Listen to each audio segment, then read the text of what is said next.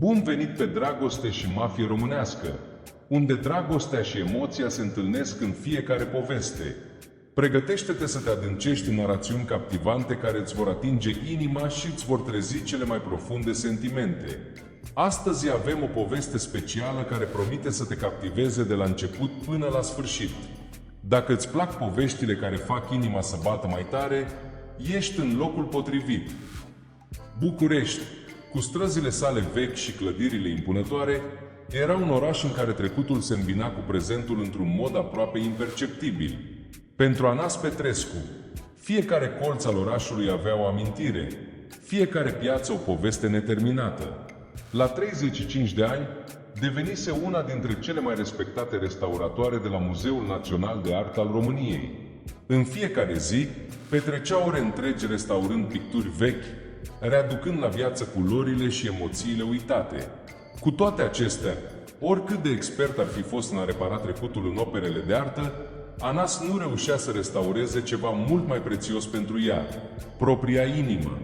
În urmă cu 10 ani, trăise o poveste de dragoste fulgerătoare cu Gabriel Dima, un talentat violonist care obișnuia să cânte pe străzile aglomerate ale orașului. Împreună, erau de nedespărțit, nopțile lor fiind umplute de discuții pasionate despre artă, muzică și viață. Dar Gabriel a dispărut brusc, fără urmă, rupând basmul în care Anas crezuse că va fi etern. Viața a continuat pentru Anas, dar nu fără cicatrici. A devenit mai rezervată, adâncindu-se în munca sa.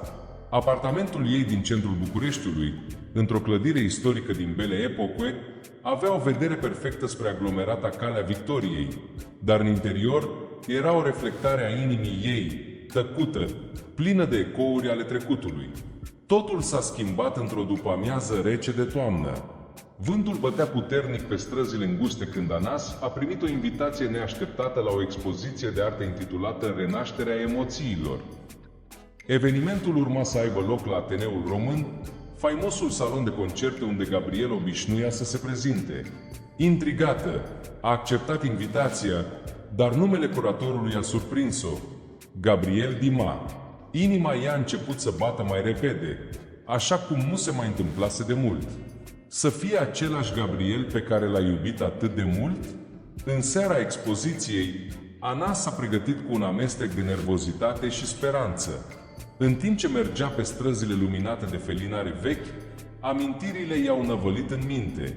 Ajunsă la Ateneul Român, a intrat în clădirea impunătoare cu cupola sa luminată și a simțit o combinație de nostalgie și teamă. Când expoziția a început, un sunet familiar a răsunat în pereții salonului: vioara. Anas a rămas nemișcată, respirând greu, în timp ce acel sunet o transporta în momente pe care le credea îngropate pentru totdeauna. Expoziția a fost un succes, dar Anas nu se putea concentra asupra operelor. Gândul ei era la o singură întrebare: Gabriel se întorsese? Sunetul viorii răsuna în marea sală a Ateneului Român, captivând-o pe Anas într-un vârtej de emoții. Fiecare notă aducea la suprafață amintiri pe care încercase de mult să le îngroape. Salonul era plin de artiști, critici și admiratori ai artei, toți concentrați asupra expoziției și performanței, dar Anas nu se putea gândi decât la un singur lucru: Gabriel. A rătăcit prin expoziție, mâinile tremurând ușor la atingerea fiecărei piese expuse, dar ochii, din când în când, îl căutau pe el. Când muzica s-a oprit, tăcerea care a urmat a fost aproape insuportabilă pentru Anas. A simțit cum inima îi se strânge și, înainte să poată să se controleze, o figură familiară a apărut în centrul salonului, atrăgând privirile tuturor. Gabriel Dima se întorsese. Nu mai era tânărul muzician fără griji pe care îl cunoscuse. Anii își lăsaseră amprenta pe chipul lui o barbă bine îngrijită, o privire mai serioasă, dar ochii aveau încă acea strălucire intensă care îi amintea de lungile nopți petrecute împreună, împărtășind vise și promisiuni. Când l-a văzut, timpul părea să se oprească, iar totul în jurul ei a tăcut. Gabriel nu o văzuse încă, dar prezența lui o lovi ca un val. Anas voia să plece, să fugă cât mai departe, dar picioarele păreau înrădăcinate în pământ. Mintea ei se umplea de întrebări. De ce dispăruse? De ce nu mai dăduse niciun semn? Și, cel mai important, de ce se întorsese acum? A eitat, dar înainte să poată lua o decizie, Gabriel a văzut-o, privirea lui s-a schimbat și pentru un moment au rămas prinși într-un schimb tăcut de emoții, ca și cum întregul salon dispăruse și rămăsese doar povestea lor. Anas a simțit cum îi se usucă gâtul când Gabriel a început să meargă spre ea. Era tot mai aproape, iar fiecare pas părea mai greu. Când în sfârșit a ajuns în fața ei, amândoi au rămas tăcuți câteva secunde. Greutatea anilor de despărțire părea să răsune între ei, dar Gabriel a fost cel care a rupt tăcerea primul. Anas, vocea lui era răgușită, încărcată de regret și dor. A trecut atât de mult timp. Ea s-a luptat cu lacrimile care insistau să apară, încercând să-și mențină calmul. Simțea furie și durere, dar, în același timp, o iubire care nu se stinsese niciodată. A încercat să formuleze un răspuns, dar cuvintele păreau să nu iasă. În schimb, doar și-a clătinat ușor capul. Ai dispărut, Gabriel. 10 ani, cuvintele i-au ieșit cu mai multă emoție decât se așteptase. Se uită în jos, clar rușinat, înainte de a răspunde. Stai! Nu există nicio scuză care să șteargă ce am făcut, dar eram pierdut. Anas. Trebuia să plec, să găsesc ceva, sau poate să mă regăsesc pe mine. Am vrut să mă întorc de atâtea ori, dar nu știam cum. Sunetul muzicii de fundal din expoziție părea îndepărtat, un contrast cu furtuna emoțională dintre ei. Anas nu știa dacă să-l creadă sau dacă furia ei era suficientă pentru a-l ține la distanță. Inspiră adânc, încercând să controleze tremurul mâinilor și se întrebă: voia cu adevărat să asculte explicațiile lui Gabriel? Sau durerea trecutului încă o împiedica să meargă mai departe? Înainte de a-și putea procesa complet sentimentele, o a treia persoană se apropie. Maria, o veche prietenă comună, intră în discuție aproape abrupt, surprinzându-i pe amândoi. Anais, Gabriel, nu pot să cred că voi doi sunteți din nou aici împreună, spuse Maria cu un zâmbet forțat, încercând să ușureze tensiunea palpabilă dintre ei. Este destin, nu credeți? Anas se uită la Maria, un amestec de surpriză și disconfort, în timp ce Gabriel părea la fel de surprins de sosirea ei.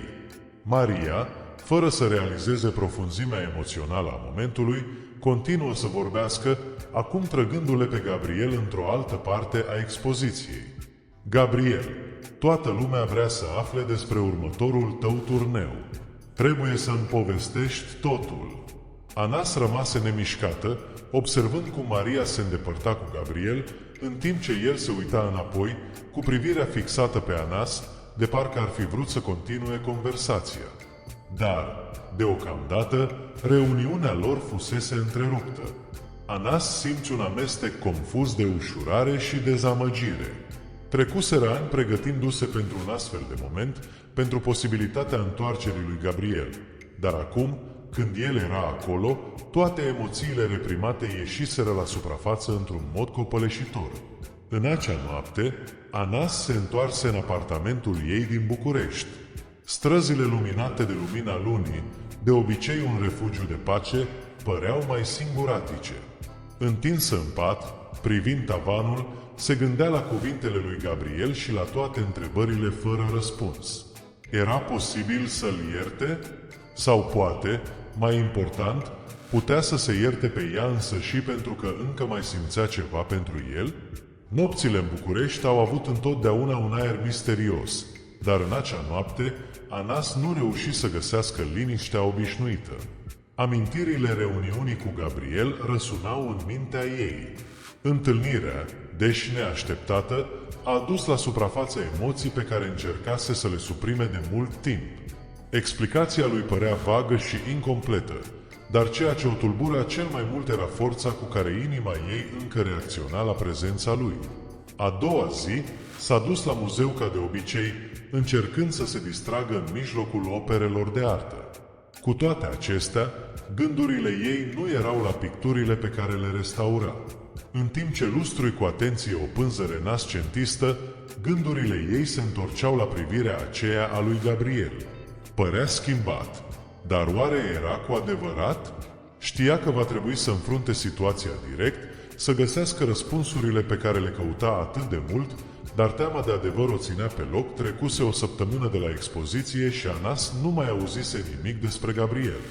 Nu știa dacă el mai era în oraș sau dacă plecase din nou fără să spună nimic.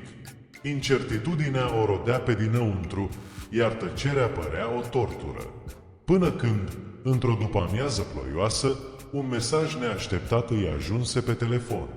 Era de la Maria, cerându-i să o întâlnească la o cafenea din apropierea centrului. Tonul mesajului era urgent, iar Anas, fără să știe la ce să se aștepte, a fost de acord. Când ajunse la cafenea, Maria era deja așezată, agitându-și nervos ceașca de ceai. "Anas, mă bucur că ai venit," spuse Maria cu un ton mai serios decât de obicei. "Trebuie să-ți spun ceva despre Gabriel." Anas simți un fior trecându-i pe șira spinării. Era genul de conversație de care se temea, dar pe care, în același timp, avea nevoie să o audă. "Ce se întâmplă, Maria?"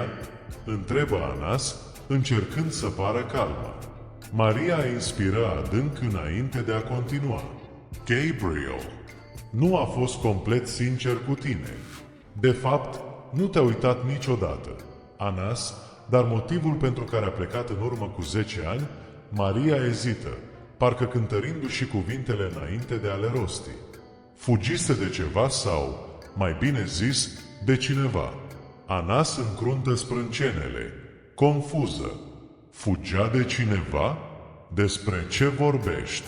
În acea perioadă, Gabriel s-a implicat în ceva periculos.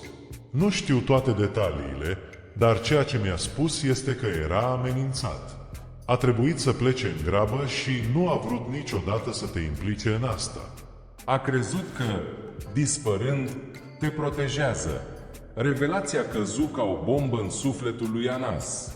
Furia și amărăciunea pe care le purtase în toți acești ani au început să se dizolve într-un sentiment mai profund, un amestec de durere și compasiune.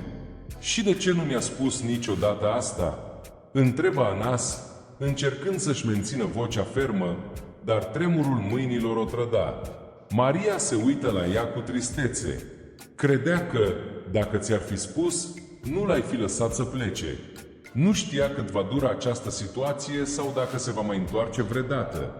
A fost o alegere lașă, știu, dar credea că este cel mai bine pentru tine. Inima lui Anas era în conflict.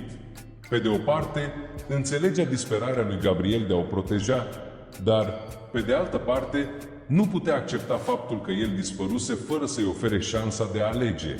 10 ani de incertitudini și răni care ar fi putut fi evitate cu o simplă conversație. "Este în oraș?" întrebă Anas în cele din urmă, vocea ei aproape un șoapt. "Da." S-a întors pentru a încerca să o ia de la capăt. "Dar mai este ceva ce trebuie să știi." Maria se uită direct în ochii lui Anas, ca și cum s-ar pregăti să dezvăluie ceva și mai grav. Problema de care a fugit acum 10 ani s-ar putea să se întoarcă. "Am auzit zvonuri că unele persoane îl caută din nou."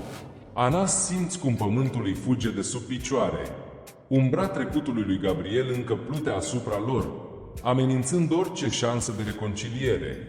"Și de ce nu m-a căutat după acea noapte la Ateneu?"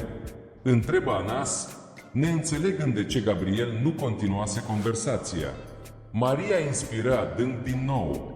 Îi era teamă să nu te pună în pericol din nou. A crezut că, dacă se va îndepărta, vei fi mai în siguranță. Dar el este încă aici, Anas, și cred că are nevoie de tine mai mult ca niciodată. Cuvintele Mariei răsunau în mintea lui Anas. Acum nu era vorba doar despre dragostea pierdută, ci și despre fantomele pe care Gabriel le purta. Dacă dorea să se împace cu el, nu ar fi fost doar o întoarcere la trecutul romantic, ci o intrare într-o lume a incertitudinilor și a pericolelor. În acea noapte, Anas a mers prin ploaia care cădea pe străzile Bucureștiului. Luminile se reflectau în bălți, creând un peisaj melancolic care îi reflecta starea de spirit. Trebuia să ia o decizie. Va merge la Gabriel pentru a căuta răspunsuri la toate întrebările ei sau va lăsa trecutul în urmă? În sfârșit, când a ajuns acasă, o nouă surpriză o aștepta. La ușa apartamentului ei era un bilet. Mâinile ei tremurânde au luat mica bucată de hârtie, udă de ploaie. Biletul era simplu, dar încărcat de semnificație. Întâlnește-mă pe calea victoriei la ora 9. Trebuie să-ți povestesc totul. Gabriel Anas simți cum inima îi se accelerează. Știa că acea întâlnire putea schimba totul, în bine sau în rău. Se uită la ceas. Mai erau doar 20 de minute. Și-a luat haina și a ieșit în fugă pe străzile muiate de ploaie, inima ei împărțită între frică și speranță. Aerul rece al nopții o învăluia pe Anas în timp ce alerga pe străzile umede ale Bucureștiului, cu biletul lui Gabriel în mână. Fiecare pas părea să răsune mai puternic în întuneric, în timp ce anxietatea îi creștea în piept. Destinația marcată de Gabriel, aglomerata Calea Victoriei, era unul dintre cele mai emblematice locuri din oraș, plin de istorie și viață de noapte. Dar, pentru Anas, în acel moment, părea să fie o scenă a deciziilor care îi vor modela viitorul. Când a ajuns la locul indicat, l-a văzut pe Gabriel sprijinit de una dintre coloanele mari ale unei clădiri istorice, privind în gol cu mâinile în buzunare. Părea gânditor și în momentul în care ochii lui i-au întâlnit pe ai ei, s-a instalat o tăcere adâncă între cei doi. Anas inspira adânc, adunând curajul să vorbească. Trebuia să-mi spui totul. Nu-i așa? Spuse ea, vocea ei joasă, dar fermă. Gabriel oftă, trecându-și mâna prin părul ud de ploaie. Da, trebuia. Cu mult timp în urmă. Ezită pentru un moment, uitându-se în jur, ca și cum s-ar teme că cineva îi urmărește. Hai să facem o plimbare. Trebuie să-ți explic ce s-a întâmplat cu adevărat. Cei doi au început să meargă unul lângă celălalt, Gabriel menținând o oarecare distanță. Părea nervos, dar hotărât să spună adevărul. Acum 10 ani, când eram împreună, m-am implicat cu oamenii greșiți, începu Gabriel, vocea încărcată de regret. Eram tânăr, impulsiv și voiam să câștig bani rapid pentru a-mi investi în cariera muzicală. Am ajuns să accept un job, să zicem, ilegal. Anas rămase tăcută, ascultând cu atenție, în timp ce Gabriel continua. Era ceva periculos, dar atunci credeam că pot să mă descurc. Doar că lucrurile au scăpat de sub control. Oamenii aceia au început să mă preseze, să ceară mai mult decât puteam oferi. Și când mi-am dat seama că eram complet prins, era deja prea târziu. Știam că, dacă aș fi rămas în București, ar fi venit după mine și după tine. Mențiunea că încercase și să o protejeze o lovi pe Anas precum o lamă ascuțită. Într-un fel, explica dispariția bruscă, dar nu atenua durerea de a fi fost lăsată în urmă, fără explicații, fără alegere. Și tu pur și simplu ai plecat, fără un cuvânt. M-ai lăsat să cred că nu am însemnat nimic pentru tine. Anas nu și-a putut ascunde amărăciunea din voce. Gabriel se opri și se întoarse spre ea, ochii strălucind de regret. Anas, tu erai totul pentru mine. Și tocmai de aceea am plecat. Eu știam că, dacă ai fi știut ce se întâmpla, nu m-ai fi lăsat să plec. Am crezut că, dispărând, te protejez. Am crezut că, odată cu trecerea timpului, vei merge mai departe, vei uita de mine și îți vei trăi viața, în siguranță. Ea îl privi, simțind valul de emoții contradictorii care o cuprindeau. O parte din Anas înțelegea logica din spatele deciziei lui Gabriel. Încercase să o protejeze de ceva mult mai mare decât ea știa. Dar cealaltă parte încă simțea durerea de a fi fost abandonată fără explicații. Și acum? De ce te-ai întors? Întrebă Anas, privindu-le pe Gabriel cu un amestec de speranță și precauție. Gabriel inspira adânc, privind către orizontul orașului, luminile reflectându-se pe asfaltul umed. Am crezut că am scăpat de ei. Am crezut că, după atâta timp, m-au uitat, au mers mai departe. Dar nu. Oamenii aceia încă mă urmăresc și de data asta nu pot să fug. Nu vreau să fug. Se întoarse spre Anas din nou, ochii plini de intensitatea pe care ea o recunoștea din urmă cu ani. Trebuie să înfrunt asta. Trebuie să închei acest capitol și de data asta nu te voi lăsa în urmă. Cuvintele acelea o zguduiră pe Anas. El nu mai fugea, dar situația părea mai periculoasă ca niciodată. Ezită, încercând să proceseze totul. Gabriel se întorsese pentru a înfrunta, dar asta o plasa direct în mijlocul unei lumii periculoase de care el încercase să o țină departe atâta timp. Crezi că ar veni și după mine? Întrebă Anas, simțind un fior pe șira spinării. Gabriel clătină din cap. Nu sunt sigur, dar știu că, dacă voi rămâne în preajma ta, ai putea deveni o țintă. Făcu un pas spre ea, apucându-i mâinile. De aceea îți dau acum alegerea. Dacă vrei, pot să plec din nou să te țin departe de asta. De data asta, fără să dispar. Îți voi da șansa să-ți continui viața, fără aceste fantome ale trecutului meu. Dilema stătea în fața lui Anas. Gabriel îi oferea șansa de a se îndepărta și de a se proteja, dar ce își dorea ea cu adevărat? Acolo era o iubire de netăgăduit, ceva ce timpul nu reușise să stingă. Dar existau și pericole, incertitudini și o amenințare reală la adresa siguranței ei. Nu pot lua această decizie pentru tine, repetă Gabriel cu vocea joasă și plină de emoție. Dacă rămâi, nu-ți pot promite că lucrurile vor fi ușoare. Poate că se va termina într-un mod pe care nu-l doresc, dar nu te pot implica în această lume fără consimțământul tău. Anas rămase în tăcere pentru un moment. Întotdeauna își imaginase cum ar fi dacă Gabriel s-ar întoarce, dar niciodată nu se gândise că el va aduce cu el un trecut atât de întunecat. Mintea ei era împărțită între două gânduri: să-și continue viața, să rămână în siguranță și departe de această confuzie, sau să riște totul pentru o iubire care, deși veche, ardea intens în ea. Tăcerea dintre ei părea eternă, până când, în cele din urmă, și-a găsit vocea. Gabriel, m-ai lăsat odată și am trăit ani fără să știu de ce. Am trecut prin multă durere, am încercat să merg mai departe, dar se opri, căutând curajul. Dar nu te-am uitat niciodată. Niciodată. Și dacă acum îți spun că voi pleca, că te voi lăsa să înfrunți asta singur, știu că voi regreta. Nu pot să pretind că nu faci parte din viața mea, chiar și după atâta timp. Gabriel îi strânse mâinile, ochii umplându-se de ușurare, dar și de îngrijorare. Ești sigură? Nu e vorba doar despre noi doi. Există riscuri, oameni periculoși. Nu știu cum se va sfârși asta. Anas inspiră adânc. Știa că drumul înainte va fi plin de incertitudini, dar ceea ce știa cu siguranță era că dragostea pentru Gabriel nu se stinsese. Era dispusă să o înfrunte, indiferent de consecințe. Sunt sigură. Cuvintele îi ieșiră ferme, în ciuda fricii pe care o simțea. Dacă te vei lupta, voi fi lângă tine. De data asta, împreună. Gabriel părea vizibil emoționat. O trase mai aproape și, pentru un moment, lumea din jur dispăru.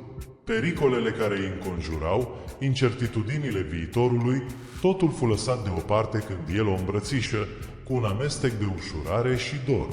Mulțumesc, Anas, șopti el, ținând-o strâns, de parcă s-ar teme că ea va dispărea. De data asta, îți promit, nu te voi abandona. Vom înfrunta asta împreună. Momentul fu întrerupt de sunetul unor pași îndepărtați. Anas se îndepărtă ușor de Gabriel și amândoi priviră în jur, încercând să identifice cine se apropia. Dintr-o stradă îngustă și slab luminată, un bărbat îmbrăcat într-o haină întunecată ieși la lumină. Gabriel se încordă imediat, postura lui devenind rigidă, de parcă l-ar fi recunoscut pe intrus. Bărbatul se opri la câțiva metri distanță, privindu-i cu un ochi rece. Gabriel Dima? Vocea gravă a necunoscutului răsună pe strada tăcută. A sosit timpul să ne reglăm conturile. Inima lui Anas începu să bată nebunește. Ceea ce părea înainte un roman complicat se transforma rapid într-un coșmar. Îl prind pe Gabriel, așteptând o explicație, dar el doar îi șopti repede. Stai în spatele meu. Nu spune nimic. Tensiunea din aer era palpabilă. Gabriel făcu un pas înainte, protejând-o pe Anas, dar ea știa că asta era doar începutul. Trecutul lui Gabriel îi ajunsese în sfârșit din urmă și, acum, împreună, trebuiau să înfrunte nu doar provocările emoționale, ci și pericolele reale pe care el le temuse atât de mult. Bărbatul misterios, care apăruse din întuneric, se îndreptă încet spre Gabriel și Anas, pașii să-i răsunând pe străzile liniștite ale Bucureștiului. Gabriel se așeză în fața lui Anas, într-o încercare clară de a o proteja. Ochii lui, odinioară plini de tandrețe și regret, reflectau acum urgența cuiva pregătit să lupte pentru viața a. Cine ești? Ce vrei? Întrebă Anas în cele din urmă, vocea ei tremurând, dar fermă. Bărbatul schiță un zâmbet rece, ignorând complet întrebarea ei și menținându-și privirea fixată asupra lui Gabriel. Eu sunt doar un mesager. Vocea lui avea un ton amenințător, aproape amuzat. Șeful nostru vrea să-ți plătești datoriile, Gabriel. Ai avut destul timp să fugi, dar se pare că, în sfârșit, ai decis să te oprești. Anas simți un nod în stomac. Gabriel îi povestise o parte din trecutul său, dar gravitatea situației era acum evidentă. Putea simți tensiunea din aer, iar fiecare secundă care trecea părea să amplifice amenințarea. Nu voi mai fugi, spuse Gabriel, cu o fermitate care o surprinse până și pe Anas. Nu mă veți mai controla. Voi rezolva totul, dar nu după regulile voastre. Bărbatul râse ușor, ca și cum s-ar amuza de îndrăzneala lui Gabriel. Mereu eroul, nu-i așa? Îl ironiză bărbatul. Dar știi că nu așa funcționează lucrurile. Ori faci ce-ți spune el, ori consecințele nu vor fi doar pentru tine. Ochii străinului se mutară încet asupra lui Anas și ea simți un fior rece pe șira spinării.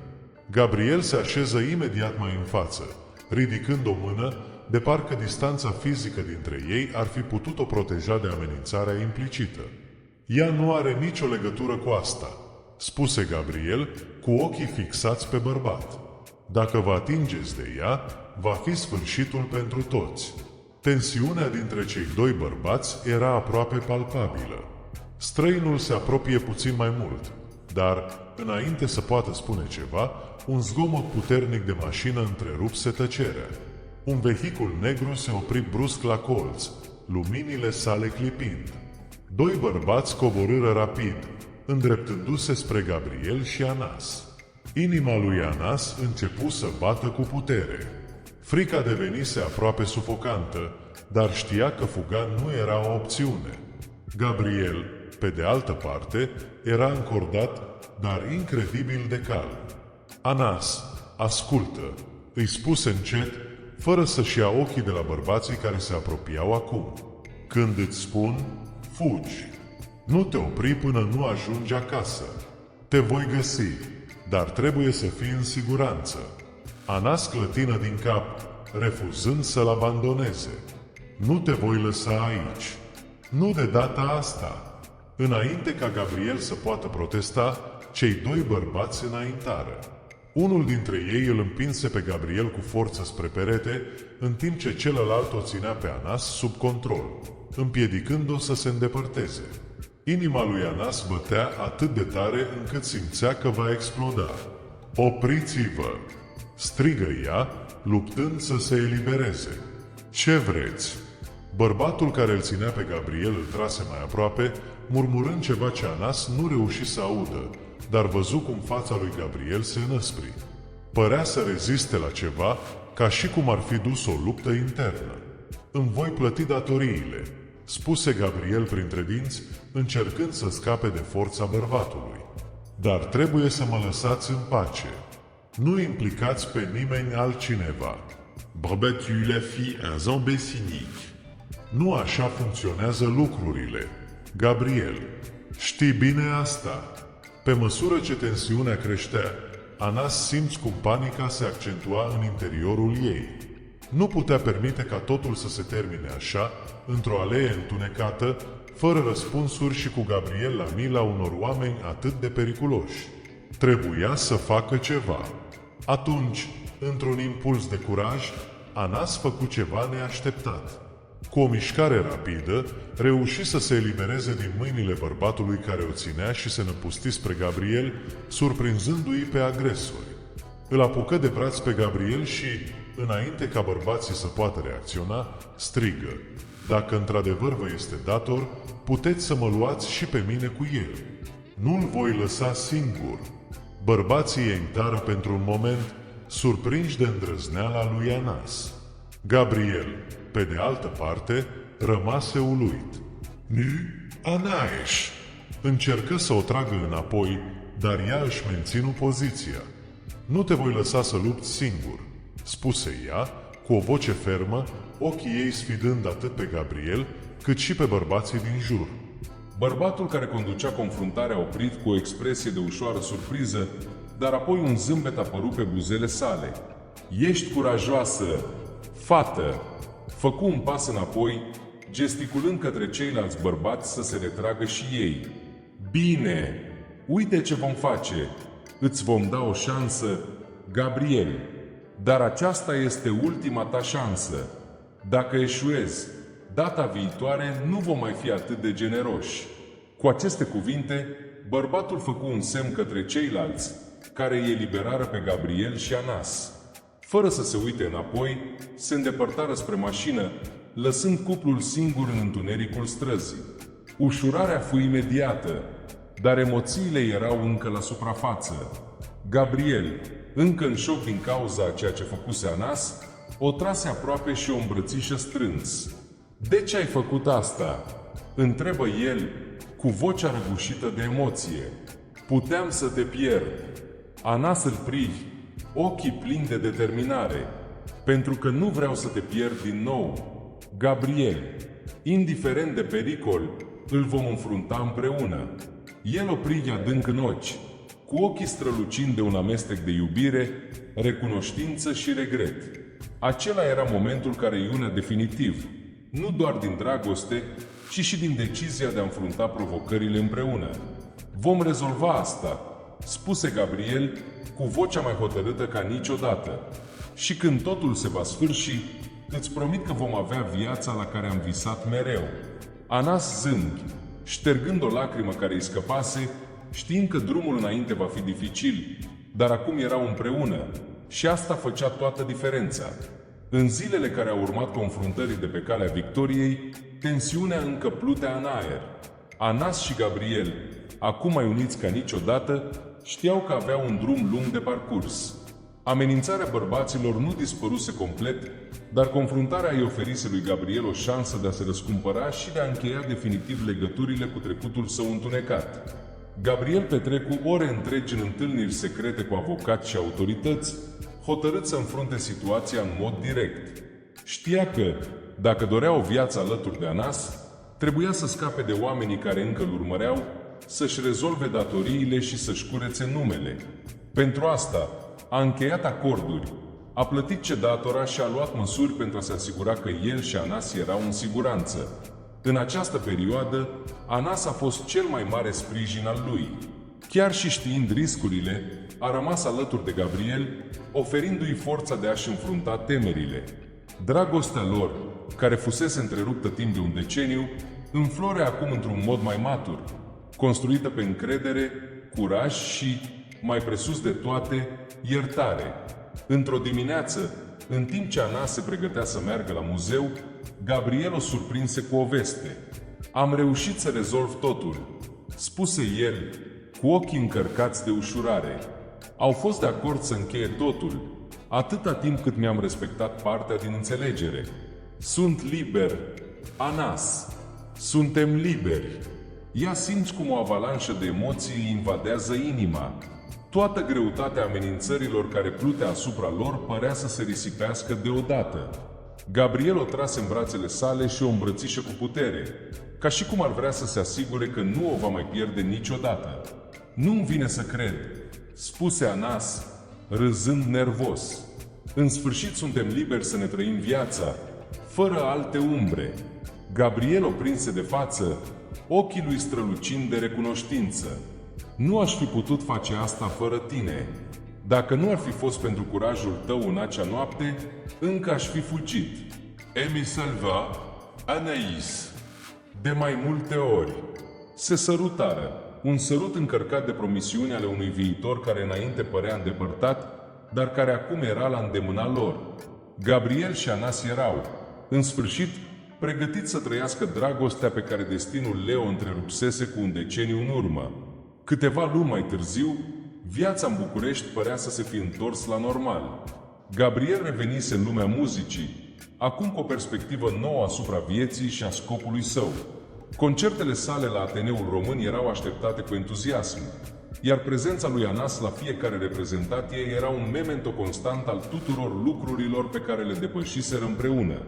La rândul ei, Anas își continua munca la muzeu, restaurând opere de artă și contribuind la păstrarea istoriei, ceva care întotdeauna îi aducea liniște. Rutina lor era plină de momente mici de fericire, cine romantice la lumina lumânărilor, plimbări prin parcurile Bucureștiului, călătorii în interiorul României, unde descopereau împreună frumusețile țării. Într-o seară, după încă un concert, Gabriel o duse pe Anas în grădina Cismigiu, unul dintre locurile pe care obișnuiau să le viziteze când erau tineri. Luna lumina lacul, creând un peisaj parcă desprins dintr-o poveste. Îți amintești cum obișnuiam să venim aici? Întrebă Gabriel, ținând-o de mână în timp ce mergeau. Cum aș putea uita? Răspunse Anaïs, zâmbând. Aici mi-ai cântat pentru prima dată. Îți amintești? Gabriel zâmbă, oprindu-se pentru un moment, sunetul bâlând al vântului mișcând frunzele în jurul lor. Se întoarse spre Anas, iar ochii lui erau plini de o tandrețe care o făcu să simtă un val de iubire profundă. Este ceva ce nu ți-am spus niciodată. Anas, în toți acești ani în care am fost departe, tu ai fost mereu inspirația mea. Fiecare notă pe care am cântat-o, fiecare compoziție avea, într-un fel, o parte din tine. Nu te-am uitat niciodată, chiar și atunci când am crezut că ar fi mai bine pentru noi doi. Ea îl pri, atinsă de cuvintele lui, și realiză că, în ciuda a tot ceea ce trecuseră, dragostea lor nu dispăruse cu adevărat. Gabriel se așeză atunci încet pe un genunchi în fața ei, scoțând o cutiuță mică din buzunarul hainei. Când o deschise, un inel simplu, dar incredibil de frumos, străluci sub lumina bâlâândă a lunii. Anas, tu mi-ai dat o a doua șansă la viață, iar acum vreau să trăiesc această viață alături de tine, pentru totdeauna. Vrei să te căsătorești cu mine? Anas simți cum lacrimile îi curgeau pe față, dar de data aceasta erau lacrimi de fericire, de ușurare, de iubire. Râse de emoție, incapabilă să-și rețină bucuria. Da, spuse ea, cu vocea plină de certitudine. Gabriel, accept. Gabriel îi puse inelul pe deget, iar amândoi se ridicară, îmbrățișați în liniștea calmă a grădinii. Noaptea părea mai strălucitoare, iar lumea din jurul lor părea în sfârșit în pace. Găsiseră, în sfârșit, finalul fericit pe care îl meritau atât de mult. Iubirea lor, forjată în dificultăți și incertitudini, înflorea acum în libertate deplină, iar viitorul părea promițător, plin de posibilități și de fericire.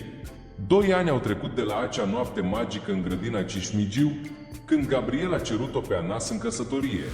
Acum, viața lor era plină de momente de liniște și împlinire, departe de incertitudinile și pericolele care îi înconjuraseră odată. Anas și Gabriel s-au mutat într-o casă fermecătoare pe dealurile din Brașov, un oraș liniștit înconjurat de mărețele munți Carpați. Decorul liniștit era perfect pentru noul capitol al vieții lor. Acolo, departe de haosul Bucureștiului, au găsit pacea pe care și-o doreau atât de mult. Casa era un refugiu, cu ferestre largi prin care pătrundea lumina bâlând a dimineților, grădini colorate de flori și o verandă de unde puteau pli apusul în fiecare seară. Anas și-a continuat munca în domeniul artei, dar acum într-un mod mai personal și intim. Se dedica restaurării operelor vechi în mici galerii locale și, uneori, organiza ateliere pentru tinerii artiști din zonă, împărtășindu-le pasiunea și cunoștințele ei. Gabriel, la rândul său, devenise un compozitor respectat. Muzica sa, plină de emoție și profunzime, reflecta călătoria vieții sale, urcușurile și coborâșurile, dragostea pierdută și regăsită și puterea de a depăși obstacolele pe care el și Anas le purtaseră împreună. Într-o după-amiază de primăvară, în timp ce sunetul bâlând al viorilului Gabriel umplea aerul din camera de zi, Anas, acum însărcinată în 6 luni, îl privea cântând. Așezată confortabil pe canapea, cu o mână odihnindu-se ușor pe burtă, simțea bebelușul mișcându-se ușor, ca și cum ar fi ascultat și el muzica lui Gabriel. "Îi place muzica ta," spuse Anas, zâmbind către Gabriel. Gabriel se uită la ea, cu ochii strălucind de iubire și recunoștință. "Sper că da. Vreau să audă multe cântece. Și cine știe, poate într-o zi va cânta împreună cu mine," răspunse el, cu un zâmbet bâlând, continuând să cânte. Viitorul care acum se contura pentru ei era plin de speranță. Iubirea care îi unise se întărise, iar trecutul tulburat care îi separase atât de mult timp era acum doar o amintire îndepărtată. O dovadă că, chiar și în cele mai dificile circumstanțe, este posibil să o iei de la capăt. Provocările pe care le-au înfruntat împreună i-au învățat lecții profunde.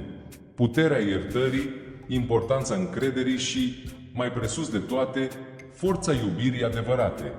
Gabriel învățase să-și înfrunte temerile, să-și înfrunte trecutul în loc să fugă de el, iar Anas își descoperise propria curaj, luptând pentru ceea ce conta cu adevărat pentru ea. Un an mai târziu, fiul lor, Mihai, alerga prin grădina casei, în timp ce Gabriel îl urmărea râzând. Anas, observând de pe verandă, simțea cum îi se încălzește inima văzând bucuria de pe chipurile lor. Sunetul râsetelor fiului și muzica lui Gabriel formau coloana sonoră perfectă pentru viața pe care o construiseră împreună.